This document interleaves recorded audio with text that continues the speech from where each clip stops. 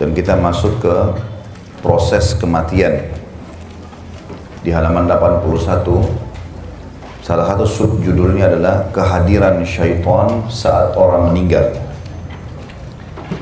Diriwayatkan dari Nabi SAW, sesungguhnya apabila seseorang hendak meninggal dunia, maka duduklah di sisinya dua syaitan. Yang satu ada di sebelah kanannya dan yang lain ada di sebelah kirinya. Syaitan yang di sebelah kanan berwujud seperti ayah dari orang yang akan meninggal itu. Dia berkata, "Hai anakku, sesungguhnya aku dulu adalah orang yang sangat menyayangi dan mencintai kamu. Tapi matilah kamu dalam agama Nasrani. Karena agama Nasrani ternyata adalah agama yang terbaik." Adapun syaitan yang di sebelah kirinya berwujud seperti ibunya. Dia berkata kepadanya, "Hai anakku, dulu perutku telah mewadahi kamu. Maaf, ini payudara telah memberimu minum dan pahaku telah menjadi pangkuanmu. Tetapi matilah kamu dalam agama Yahudi, karena agama Yahudi ternyata adalah agama yang terbaik." Hadis ini diriwayatkan oleh Abu Hasan Al-Qabisi dalam kitabnya Syarah Risalah Ibnu Abi Zaid, dan ada juga hadis-hadis yang serupa, yang semakna juga disebutkan oleh Abu Hamid dalam Kashful Ulum Al-Akhirah. Tentu ini sebagian ulama hadis mengatakan hadis ini tidak disebutkan dari Nabi SAW, dan dianggap hadis ini adalah hadis yang maudhu. Karena memang hadis ini secara makna setelah ditelusuri oleh para ulama dan secara sanad banyak sekali penyimpangan-penyimpangan yang terjadi di situ, dan panjang lebar para ulama merincikan masalah itu. Dan juga perawi-perawi hadis yang menyebutkan seperti Abu Hasan Al-Qabisi dan juga Abu Hamid dalam buku-buku mereka tidak menyebutkan siapa yang mengeluarkan hadis ini. Tapi Imam Qurtubi rahimahullah mengangkat hadis ini. Tentu banyak di antara para ulama kita dalam buku-buku mereka, seperti juga dalam tafsir Ibnu Katsir, seringkali mereka mengangkat hadis-hadis yang lemah ataupun hadis yang maudhu, kemudian mereka menjelaskannya. Derajat yang paling bisa diterima dari hadis ini adalah hadis yang lemah. Dan itu disebutkan oleh Syekh Albani mengutip perkataan As-Suyuti tentang hadis ini dalam silsilah hadis dhaifah. Dia berkata, "Aku tidak pernah mengenal ungkapan ini dalam hadis." Maksudnya Imam Suyuti berkata, hadis ini tidak pernah dia temukan disebutkan dari Nabi alaihi salatu wassalam. Tetapi ada hal yang perlu digarisbawahi, hadirnya syaitan yang berusaha untuk mengganggu manusia semasa hidupnya, yang secara umumnya kalau manusia itu pasti akan digoda oleh syaitan, terutama dari qarinnya, pendamping dari sisi kiri tubuhnya, yang Nabi SAW mengatakan kalian semuanya dalam hadis sahih, kalian semua memiliki qarin dari syaitan yang dia berusaha terus menyimpangkan dari jalan yang benar. Kalau bukan membuat malas atau mengurangi kadar pahala dari ibadah, maka dia membuat seseorang meninggalkannya. Puncaknya tentu kufur kepada Allah Subhanahu wa taala. Ini hadisnya sahih. Sampai para sahabat mengatakan, "Ya Rasulullah, apakah Anda juga punya qarin?" Kata Nabi SAW, "Iya, saya juga punya. Tetapi Allah telah memberinya petunjuk sehingga dia tidak menyuruhku kecuali kebaikan." Berarti memang ada syaitan yang mendampingi kita. Dan makna hadis ini adalah sepanjang kita hidup dan selama ruh belum keluar berarti kita masih hidup, berarti memang syaitan menggoda kita, tetapi bukan seperti yang disebutkan dalam lafaz tadi ini, menjelma jadi ayah, menjelma jadi ibu, yang satu aja agama Nasrani, yang satu aja agama Yahudi. Bukan seperti itu, tetapi seperti kalau kita lagi hidup, masih hidup sekarang, bagaimana sih syaitan menggoda kita? Misal syaitan membisikkan untuk berbohong, membisikkan untuk zina, membisikkan untuk melakukan pelanggaran-pelanggaran agama atau malas dalam ibadah. Maka sebagian ulama mengatakan kemungkinan syaitan pada saat menjelang mati, misal mengatakan tidak masalah, kamu kan muslim, tidak usah syahadat sebelum meninggal. Ada bisikan-bisikan seperti itu. Tapi untuk menjelma menjadi manusia, maka itu lebih kuat pendapat mengatakan tidak ada. Dan ini dirincikan tentunya oleh para ulama. Dan kita lanjutkan di bawahnya.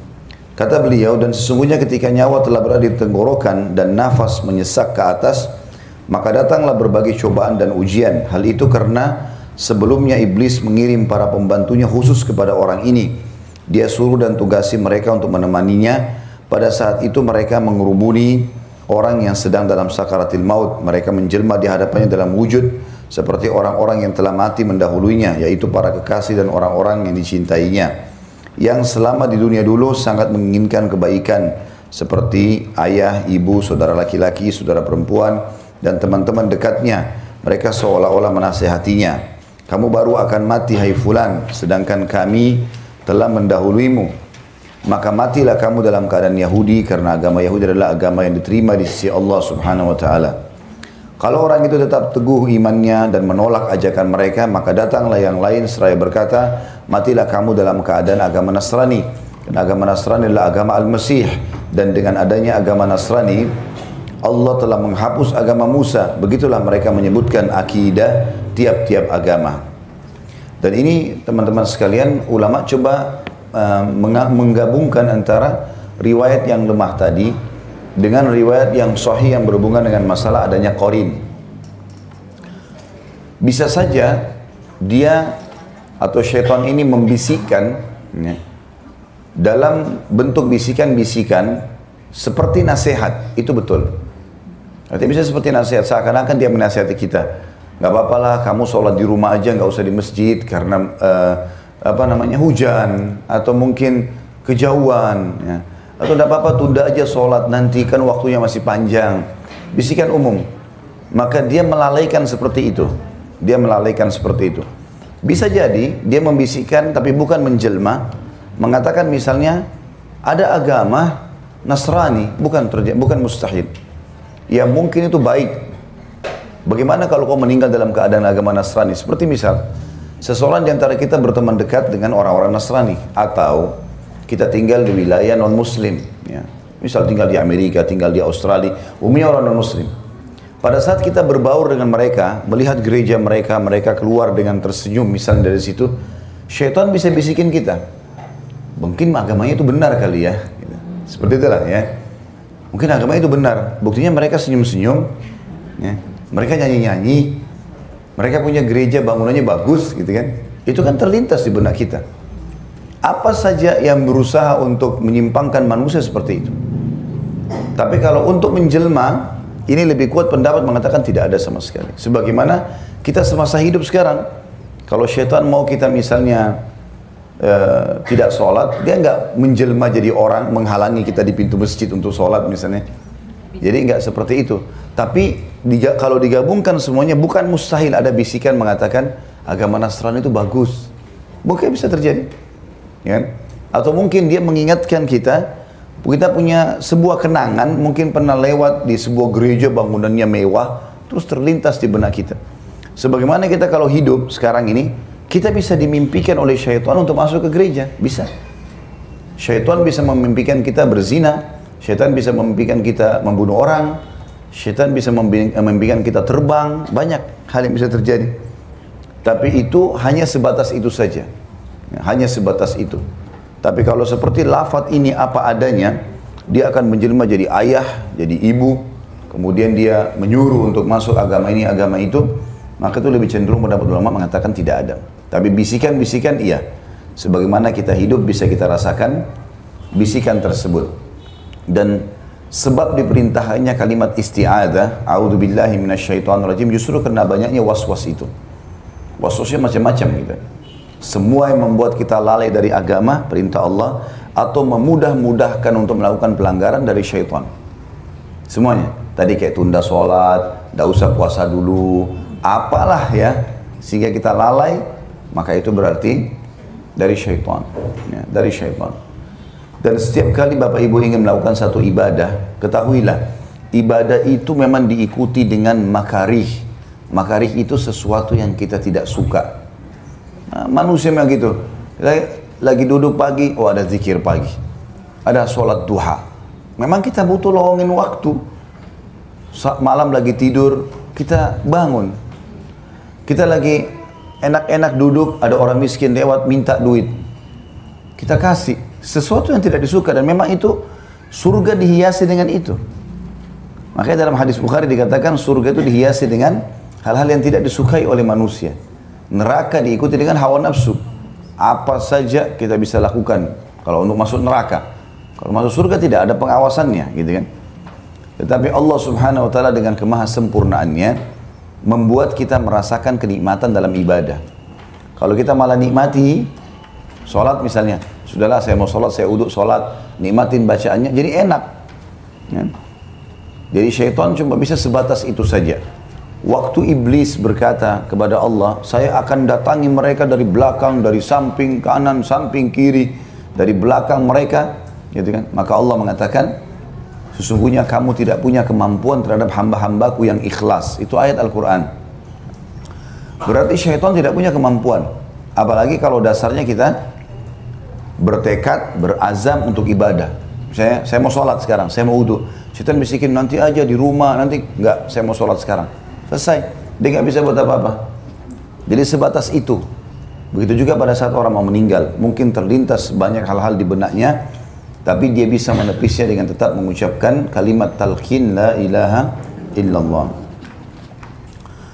Dan ketika itu kata beliau, Allah Subhanahu wa taala menyesatkan orang yang dia kehendaki kesesatannya, dan itu makna dalam firman Allah Subhanahu wa taala dalam surah Al-Imran ayat 8, A'udzubillahi minasyaitonirrajim, Rabbana la tuzigh qulubana ba'da idh hadaitana wa hab lana min ladunka rahmah innaka antal wahhab.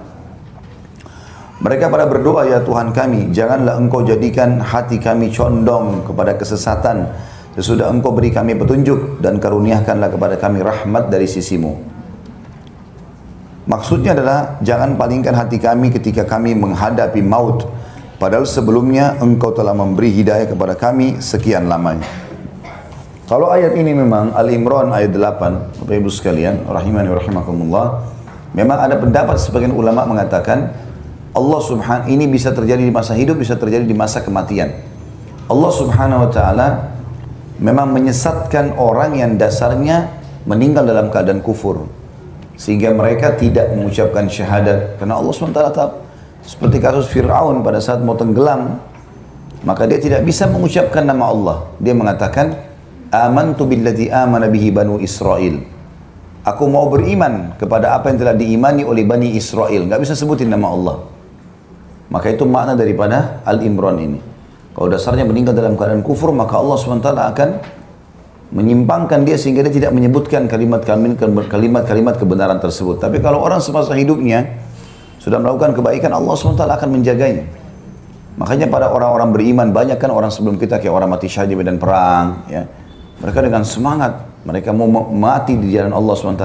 Dan syaitan tidak bisa buat apa-apa pada saat itu. Nah, syaitan cuma menanamkan rasa takut, tidak usahlah jihad. Seperti dalam hadis misalnya, kata Nabi SAW, siapa yang mau jihad, maka syaitan akan membisikkan padanya, kalau engkau mati, istrimu akan nikah sama laki-laki lain. Syaitan menyentuh kecemburuannya, gitu kan, supaya nggak jihad. Tapi dia lawan. Dia pun berjihad sampai dia mati syahid, gitu kan. Seseorang yang terkadang mau sholat, lalu dia syaitan mengatakan, sudahlah, tunda aja dulu. Tapi dia lawan. Mau sedekah, lalu syaitan bisikan, nanti aja, nanti kamu lebih butuh. Lalu dia lawan. Siapa yang mengerjakan itu semua, maka dia pasti masuk surga, kata Nabi SAW. Berarti memang syaitan membisik-bisikan saja, tapi bisa ditolak. Ya, seperti itulah. Kata beliau, jika Allah menghendaki hidayah dan ketubuhan pada orang itu, maka datanglah kepadanya rahmat Allah. Ada yang mengatakan yang dimaksud rahmat di sini adalah Jibril alaihissalam. Dia datang lalu mengusir syaitan-syaitan itu dari sisi orang yang mau meninggal. Jibril menghapus kecemburutan dari wajah orang itu, sehingga dia mati tampak sambil tersenyum, tanpa disangsikan lagi. Kebanyakan orang yang tampak tersenyum pada saat kematian adalah karena senang dengan hadirnya malaikat pembawa kabar gembira itu yang datang dari Allah Subhanahu wa taala. Dia berkata, "Hai fulan, tidakkah kamu mengenalku? Aku adalah Jibril dan mereka adalah syaitan-syaitan musuhmu. Maka matilah kamu dalam keadaan yang lurus, agama yang lurus dan syariat yang agung." Tidak ada yang lebih menggembirakan bagi manusia selain hadirnya malaikat Jibril tersebut, dan itu semakna dengan firman Allah Subhanahu wa taala yang tadi di atas, dan karuniakanlah kepada kami rahmat dari sisimu karena sungguhnya engkau maha pemberi karunia. Jadi ayat tadi Ali Imran ayat 8, ya Allah janganlah engkau jadikan hati kami condong kepada kesesatan. Kata Imam Qurtubi, karena beliau memang ahli tafsir, ini maknanya condong kepada kesesatan di saat kematian, ikuti bisikan syaitan. Dan makna karuniakan kami rahmat dari sisimu, maksudnya datangkan malaikat yang meluruskan kesalahan-kesalahan kami. Tapi ini semua, Bapak Ibu sekalian, makna tafsir, ijtihad, bukan sesuai dengan dalil syar'i, tapi jabaran. Ya. Jadi tentang datangnya Jibril alaihissalam pun untuk setiap orang kita, ini juga dibahas oleh para ulama. Mereka mengatakan bahwasanya Allah SWT betul mengutus malaikat kepada setiap mukmin yang akan meninggal. Tetapi tidak disebutkan dalam riwayat-riwayat hadis kalau itu Jibril alaihissalam. Apalagi Jibril memang pimpinan para malaikat dan dia bertugas membawa wahyu. Tetapi umumnya malaikat iya. Ya.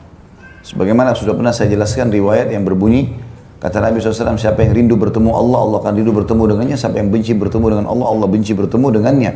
Maka para sahabat kepikiran dengan masalah riwayat ini. Akhirnya Nabi SAW waktu masuk ke dalam rumah temukan Aisyah lagi menangis radhiyallahu anha, ditanya, kenapa kau nangis ya Aisyah? Ya Rasulullah, hadis Anda membebani kami. Anda bilang siapa yang ingin bertemu dengan Allah rindu, maka Allah rindu bertemu dengannya. Yang benci bertemu dengan Allah, Allah benci bertemu dengannya. Apakah kalau kami takut mati, khawatir kalau kami mati atau menghadapi kematian, berarti kami benci bertemu dengan Allah? Kata Nabi SAW, bukan. Seseorang di antara kalian, mukmin dan mukminah, kalau mau meninggal dunia, kalau sudah pasti dia ahli surga insya Allah, dan mudah-mudahan kita termasuk ini, maka akan datang kepadanya sosok-sosok malaikat sebelum malaikat maut mencabut ruhnya. Lalu berkata kepadanya, inilah amal-amal solehmu yang diterima. Ini sholatmu, ini puasamu, ini zakatmu, ini segala macam. Dan gara-gara ini semua, kamu akan masuk ke surga, diperlihatkan tempatnya di surga. Maka dia pun rindu ingin bertemu dengan Allah. Mau segera mati, supaya masuk ke surganya. Maka Allah pun rindu bertemu dengannya. Kalau orang fasik, ahli maksiat, tidak bertaubat kepada Allah SWT semasa hidup, kalau muslim, dan orang kafir, maka akan datang kepadanya sosok malaikat yang memperlihatkan dosa-dosanya. Ini ribamu, ini bohongmu, ini zinamu, ini segala macam. Kemudian diperlihatkanlah tempatnya di neraka. Ini tempat kamu gara-gara kamu berbuat semua ini. Akhirnya dia pun benci bertemu dengan Allah, takut. Maka Allah pun benci bertemu dengannya. Ini semakna dengan apa yang kita jabarkan tadi. Kemudian dikatakan sesudah itu dicabutlah nyawa orang itu dalam satu hentakan sebagaimana yang telah kami terangkan lebih lanjut nantinya, atau akan kami terangkan lebih lanjut nantinya. Ada riwayat berhubungan dengan itu. Abdullah bin Ahmad bin Hanbal salah satu ulama dari 4 imam madhab ya. Ini anaknya Abdullah mengatakan, aku menghadiri kematian ayahku Ahmad. Di waktu itu tanganku memegang secari kain untuk mengikat janggutnya. Tiba-tiba beliau tidak sadar, lalu sadar kembali seraya mengisyaratkan tangannya dan berkata, tidak sampai kapanpun, tidak sampai kapanpun. Beliau melakukan seperti itu berkali-kali, maka saya bertanya, wahai ayah, apa maksudmu? Jawab beliau, sesungguhnya syaitan berdiri di depanku, mencengkramku dengan ujung-ujung jarinya seraya berkata, hai Ahmad, menurutlah kepadaku. Tapi aku katakan kepadanya, tidak sampai kapanpun, tidak sampai kapanpun, tidak sampai aku mati sekalipun. Saya katakan bahwa saya sendiri pernah mendengar guru kami, maksudnya ini Imam Qurtubi berkata, itu riwayat tentang anaknya Imam Ahmad. Al-Imam Abu Abbas Ahmad bin Umar Al-Qurtubi di benteng Iskandaria nama kota di Mesir. Dia berkata, aku telah menyaksikan kematian saudara guru kami, Abu Ja'far Ahmad bin Muhammad Al-Qurtubi di Cordova. Ketika dia menghadapi maut, dikatakan kepadanya, ucapkan la ilaha illallah. Tapi ternyata dia menolak, mengatakan tidak, tidak. Ketika dia sadar, kami ceritakan hal tersebut kepadanya. Maka dia menjelaskan, ada 2 syaitan datang kepadaku dari arah kanan dan dari arah kiri. Satu di antaranya mengatakan, matilah dalam agama Yahudi. Dan karena agama Yahudi adalah agama yang terbaik. Yang lain mengatakan, matilah dalam keadaan agama Nasrani. Dan Nasrani adalah agama yang terbaik.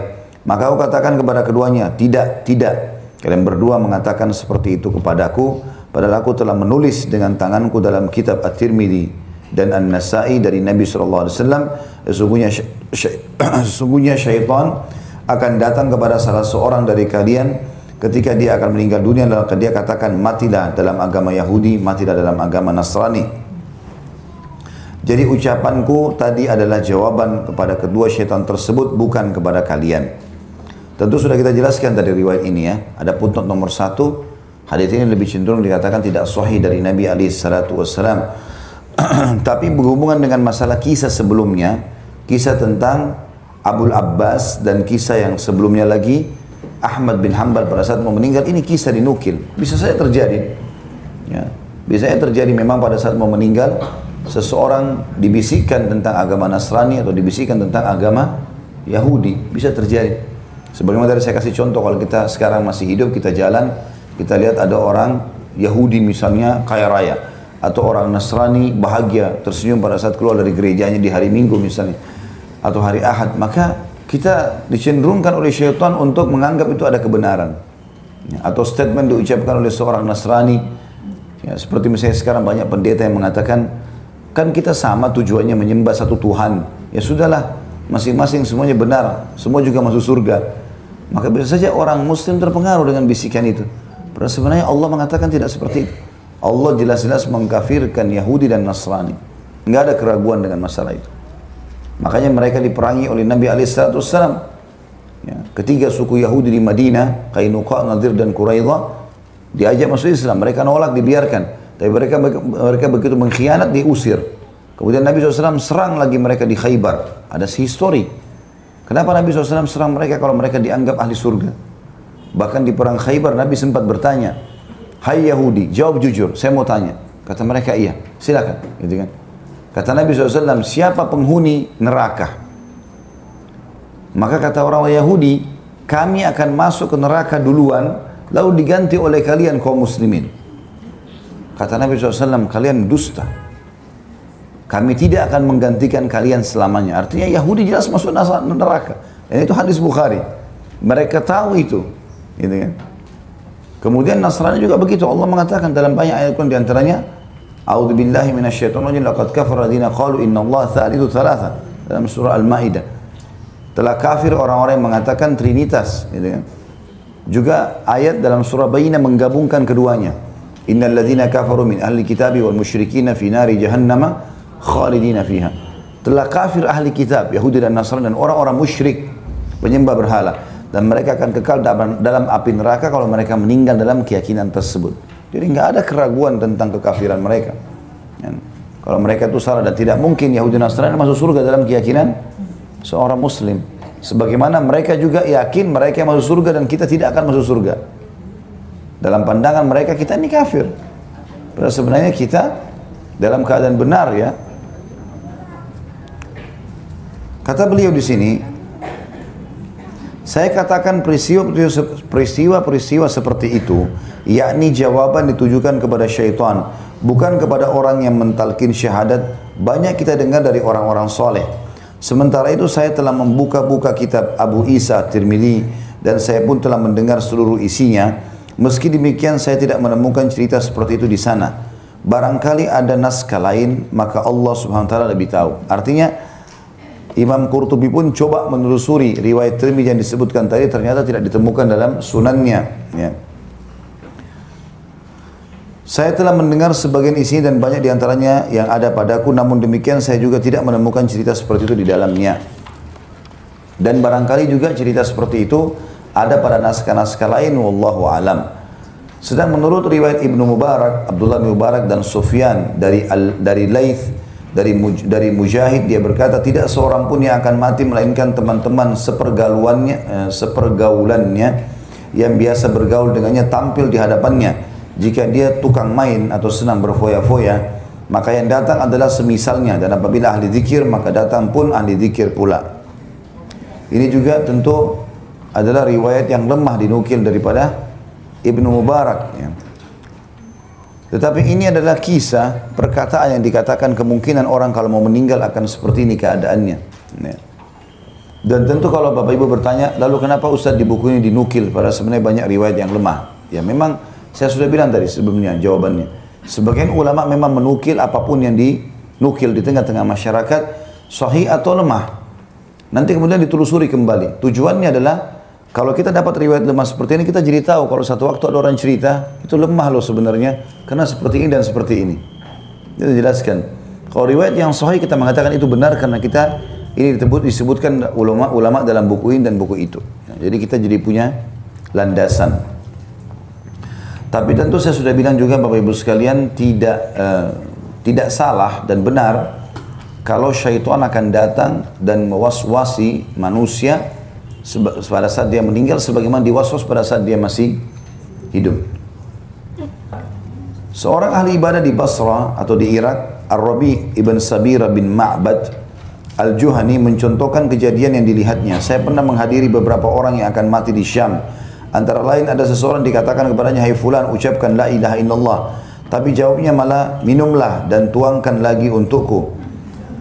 Dan seorang lagi di Al-Ahwaz ketika ditalqin dia mengatakan, "Dah yazida dawazida."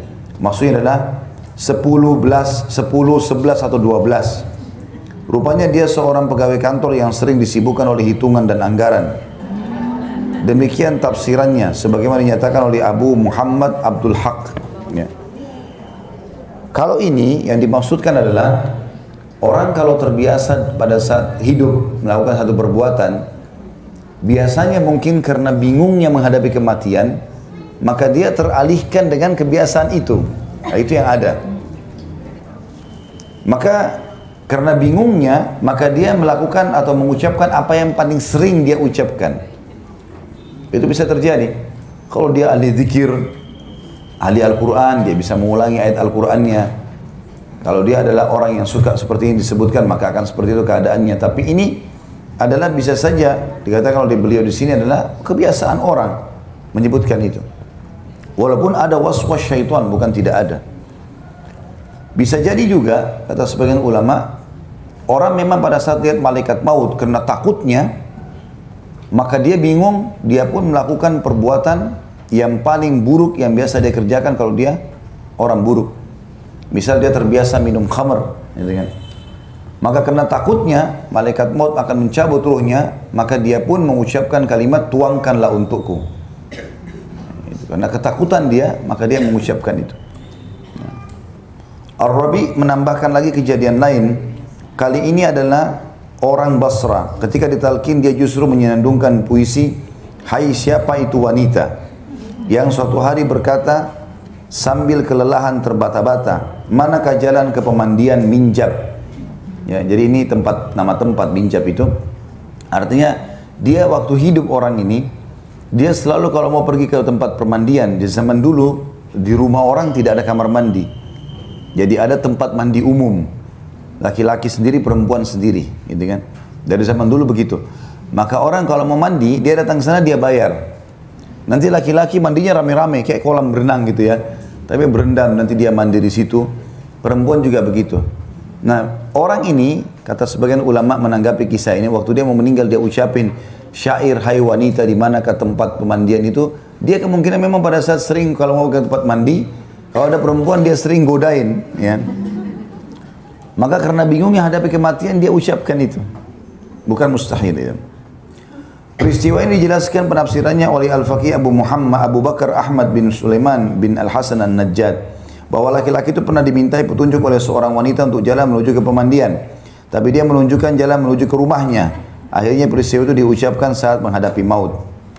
Abu Muhammad Abdul Haq dalam kitabnya juga Al-Aqibah, ya, juga menjelaskan untaian kata-kata laki-laki tadi memiliki latar belakang tersendiri. Mulanya seorang laki-laki itu berdiri di depan rumahnya, pintu rumahnya mirip dengan pintu pemandian. Tiba-tiba lewatlah seorang wanita yang elok dipandang. Wanita itu mengatakan, "Mana jalan ke pemandian Minjab?" "Ini pemandian Minjab," jawab laki-laki itu sambil menunjuk ke arah rumahnya sendiri. Maka wanita itu masuk ke dalam rumahnya, lalu laki-laki itu ikut mengiringinya dari belakang.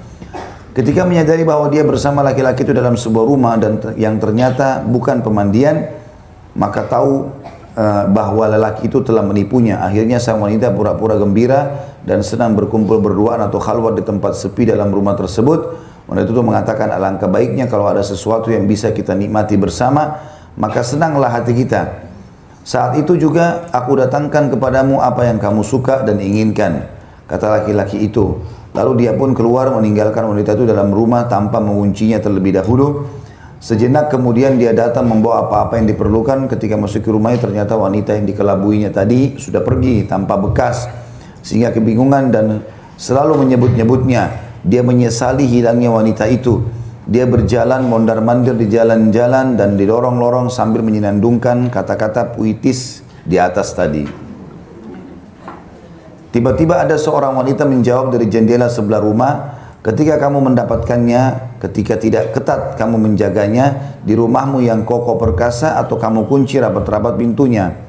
Mendengarkan jawaban tersebut, laki-laki itu semakin bingung dan bergejolak perasaannya. Begitulah kelakuannya setiap hari hingga akhirnya mengalami nasib seperti yang diceritakan tersebut di atas.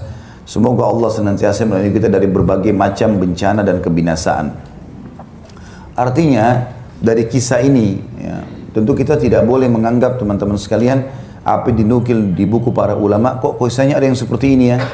Bagi para ulama teman-teman sekalian, walaupun kisah itu sederhana atau ada kejadian kecil, ya, itu bagi mereka besar, diambil sebagai sebuah pelajaran dari situ. Dan kenapa kok begitu banyak ulama tanggapi, lebih dari 3 orang menanggapi kisah ini. Padahal kisah tentang seseorang yang mau meninggal mengucapkan puisi. Mungkin kalau kita meninggal, ada orang tetangga misalnya meninggal, lalu dia mengucapkan kalimat apa saja. Misal, antarkan saya ke Sudirman misalnya. Misal contoh dia ucapin itu. Mungkin bagi kita ini orang sudah mau meninggal, tidak sadar, sudahlah. Bagi kita itu biasa ya. Tapi bagi para ulama itu dirincikan. Apa sebabnya? Dia kan mau mati. Kok dia ucapin itu? Mulailah dirincikan oleh mereka, siapa tahu ada ilmu dan pelajaran bisa diambil. Nah, seperti itulah. Makanya kalau dinukil kisah-kisah seperti ini sampai mereka tanggapin begitu panjang lebar gara-gara ini.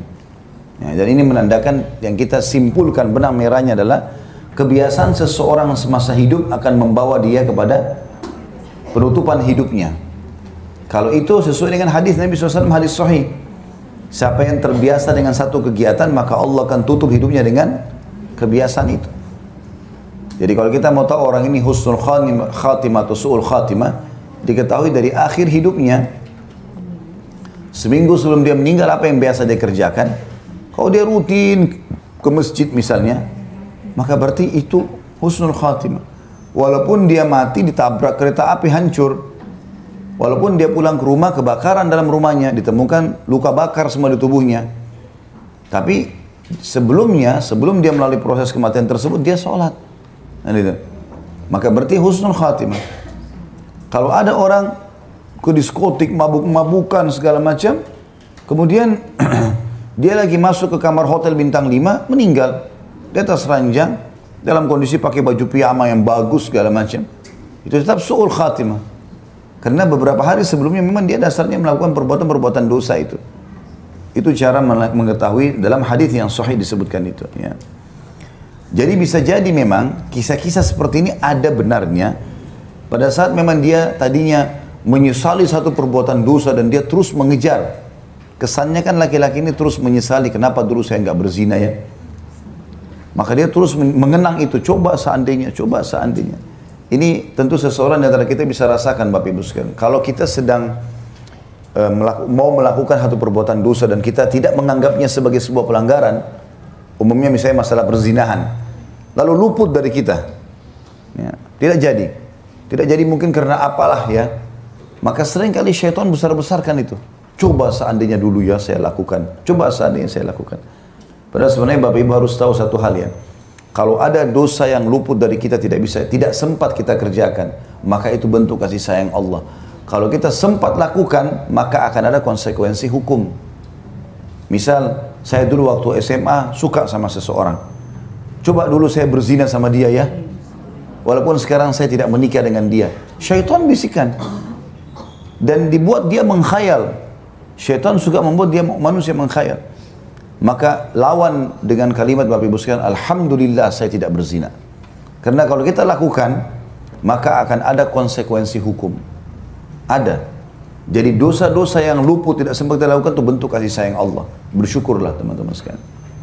Demi Allah Bapak Ibu sekalian, kalau kita paksakan diri dalam ketaatan kepada Allah, itu hanya akan menambah ketenangan jiwa, hanya akan mendatangkan kepekaan terhadap hukum-hukum Allah. Dinukil dari Umar radhiyallahu anhu, beliau saking pekahnya setiap hari mana perintah Allah kerjain, mana yang bukan dijauhi. Saking pekahnya sampai dia peka dalam segala hal berhubungan dengan hukum-hukum Allah. Satu waktu dia pernah lagi membagi-bagi minyak zaitun kepada masyarakatnya. Umar bin Khattab beli dari Baitul Mal, berkendi-kendi banyak, satu Madinah dibagiin. Lalu dipindahin, diwadain ke kendi-kendi kecil. Umar bin Khattab sendiri yang bagiin. Ada beberapa pegawainya bantu. Dipindahin, kasih, bagiin seluruh masyarakat dapat. Gitu kan. Kendi besar, tempat induknya minyak itu kan, minyak tidak semuanya bisa tertumpah. Pasti ada tinggal di dalam kan. Rupanya yang sudah dianggap sudah tidak ada, tinggal tetesan sedikit ditaruh di sebelahnya Umar. Di situ ada anaknya Umar masih kecil, belum balik. Rupanya anak kecil ini Umar tidak tahu. Dia masukin tangannya ke kendi itu, dikorek-korekin minyaknya, ditaruh di rambutnya. Jadi saking banyaknya kendi rambutnya penuh dengan minyak. Dan memang minyak itu zaman dulu ada memang perintah dalam agama untuk meminyaki rambut ya. Tapi minyak rambutnya seperti misalnya hadis tentang sholat Jumat. Siapa yang hari Jumat mandi dengan mandi junub, kemudian dia pakai baju terbaiknya, kemudian dia pakaikan minyak di rambutnya supaya mudah disisir. Ya kalau kita mungkin sekarang sudah kepada sampo dan conditioner ya. Tapi zaman dulu orang pakai minyak zaitun, jadi rambutnya tuh kalau disisir rapi gitu ya. Rupanya anak ini selain dia penuhin rambutnya, mukanya semua dikasih gitu. Minyak zaitun ini kalau taruh di muka mengkilat. Waktu sudah selesai gitu kan, Umar dari bagian semua radhiyallahu anhu, dia mau ajak anaknya pulang. Begitu dia balik, dia bilang, apa yang membuatmu jadi bersih begini? Kok jadi bagus nih? Dia bilang, ayah tadi saya cuil-cuil sisa minyak itu. Kan kita pikir ini sisa ya. Apa kata Umar? Ketahuilah wahai anakku, semua anak muslim berharap buat seperti itu. Karena memang minyak zaitun bagus, mahal gitu kan. Dan Umar bin Khattab bagiin kepada masyarakat Madinah tadinya muslimin supaya mereka pakai. Dipakai untuk menggoreng, dipakai untuk rambutnya, dipakai untuk badannya, terserah bebas pakai apa saja gitu. Anak-anak muslim seperti kamu berharap bisa lakukan seperti kamu, tapi karena kau anaknya Amir Mukminin, kau anaknya raja, jadi anak-anak yang lain cuma bisa tonton kamu. Dan itu bukan punya kita, nggak boleh kamu pakai. Saya belum bagi jatah buat kita, nggak ada itu untuk umat. Maka apa yang terjadi? Umar panggil tukang cukur suruh gundul anaknya. Ya. Karena rambut anaknya kena minyak syubhat. Kan jadi pekah ya. Hati-hati sekali, nggak mau sembarangan. Dalam kisah lain, Umar bin Khattab pernah dikirimkan oleh Amr bin As satu gunduhan besar misk, wangi-wangian tapi seperti batu besar gitu ya. Zaman dulu begitu. Entah bagaimana mereka buat, tapi yang jelas itu nanti diambil, dipecahin, dihancurin jadi serbuk. Nanti serbuk itu dikasih air, digolesin di badan. Ya, mungkin kalau sekarang kita sudah pakai spray semua ya. Zaman dulu seperti itu. Maka Umar bin Khattab waktu datang itu wangi sekali. Di rumahnya besar. Kata Umar dia sama istrinya sambil dia bercanda, saya mau bagiin kepada muslimin nih. Kalau seandainya di Madinah ada yang kamu kenal perempuan mau berbuat baik, karena ini kerjanya perempuan nih, pecahin, tumbukin, itu ditaruh di wadah-wadah kecil, itu bukan kerjanya laki-laki. Kalau ada perempuan yang mau berbuat baik ini, cari pahala di sisi Allah, maka lakukanlah, kita bagiin kepada masyarakat. Kata istri Umar, saya siap. Gak usah cari orang lain, biar saya saja. Kata Umar, baik, lakukanlah. Maka istrinya Umar sibuk tuh. Pecah-pecahin, tumbuk-tumbukin, taruh di wadah, bagi-bagiin kepada semua orang. Gitu. Ya.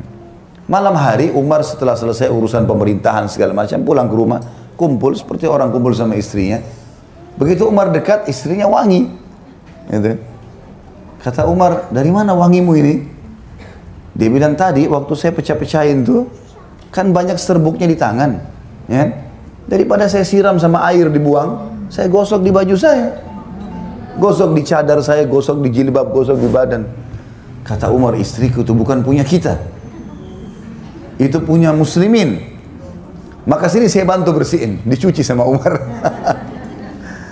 Umar cuci baju istrinya, istrinya juga cuci bajunya. Sama-sama hilangin. Badannya digosokin juga sama Umar, bersih. Dicium, masih wangi. Umar ambil tanah, pakai tanah digosok. Sampai hilang baunya. Gara-gara takutnya jangan sampai itu tidak halal gitu loh. Begitu pekahnya. Kita kalau dekat dengan Allah, terus dalam ibadah, muncul kepekaan itu. Kita jadi tidak mau sembarangan.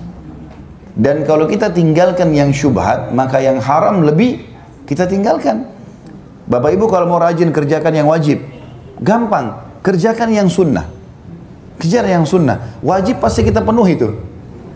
Kita kalau biasa puasa Senin Kamis, puasa sunnah, nanti puasa Ramadan jadi ringan, biasa aja. Karena sudah dikerjakan sunnahnya. Bapak Ibu sudah biasa sholat duha, sholat tahajud, tahiyat masjid, maka sholat wajibnya jadi mudah. Otomatis. Biasa sedekah memudahkan kita zakat. Biasa umrah memudahkan kita haji. Maka kerjakan yang sunnah, yang wajib jadi dikerjakan. Gitu kan? Kita tinggalkan yang syubhat, ragu nih, enggak usah deh. Yang haram lebih jauh lagi. Otomatis. Tapi kalau kita buka pintu syubhat, halal atau enggak apa-apa deh. Maka haram terbuka udah. Otomatis seperti itu. Nah, kedekatan kepada Allah SWT dengan kepekaan. Kita jadi hati-hati sekali. Umar bin Khattab itu sampai kalau tidur Bapak Ibu sekalian malam, dia taruh ember air di sebelah ranjangnya. Kesentuh air tangannya bangun dia. Udah nggak tidur lagi sampai pagi, sholat tahajud. Memang surga dihiasi dengan hal-hal yang tidak disukai oleh manusia ini. Sebagaimana saya tekankan tadi. Tapi muncul itu kepekaan. Sekali kita buka pintu lalai, kita jadi lalai terus loh. Hati-hati. Sekali buka pintu, nggak apa-apa deh, kan cuma makruh. Ya udah haram terbuka tuh. Makruh memang betul tidak berdosa, tapi kan dilarang. Nah itu, meninggalkan dapat pahala. Kalau kita buka pintu itu berarti haram akan mudah nanti. Ini jadi masalah buat kita ini. Karena terjerumus pada yang haram atau kelalaian, untuk kembali kepada kebenaran butuh jiwa yang besar, butuh pendongkrak, ya, supaya kita bisa kembali kepada sesuatu yang baik. Baiklah, itu diantara hikmah yang kita ambil dari kisah seperti ini ya. Kata penulis, saya katakan peristiwa-peristiwa lain yang serupa sering terjadi di kalangan masyarakat yang mengakibatkan mereka terlena dan tenggelam dalam kesibukan dunia. Sampai ada kisah yang sempat diceritakan kepada kita bahwa ada seorang maklar ketika akan meninggal dunia dia dituntun mengucapkan la ilaha illallah, maka jawabannya 3,5, 4,5. Agaknya dia masih sibuk memikirkan pekerjaannya sebagai maklar. Kalau kita biasakan teman-teman sekalian azan, udah selesai. Mau transaksi miliaran, saya mau sholat, tutup, selesai. Berarti kalau orang mati juga mudah untuk la ilaha illallahnya. Tapi kalau azan, belum, sebentar nih masih meeting miliaran. Tanggung nih sebentar, masih ini, masih itu. Ya sudah, berarti mudah lalai ya, mudah lalai. Dan pernah juga saya melihat seorang juru hitung sewaktu sakit, dia masih juga melipat jari-jarinya sambil menghitung. Maka dikatakan kepadanya, ucapkan la ilaha illallah. Maka dia jawab, rumah anu, perbaiki yang ini, kebun ini, buatlah begini dan begitu ya. Dan kejadian aneh-aneh lainnya saat ditalkin seperti katakan dasar otak keledai, sapi kuning, dan seterusnya. Akibat kebiasaan buruk yang dilakukan setiap harinya. Semoga Allah memberikan keselamatan kepada kita semua.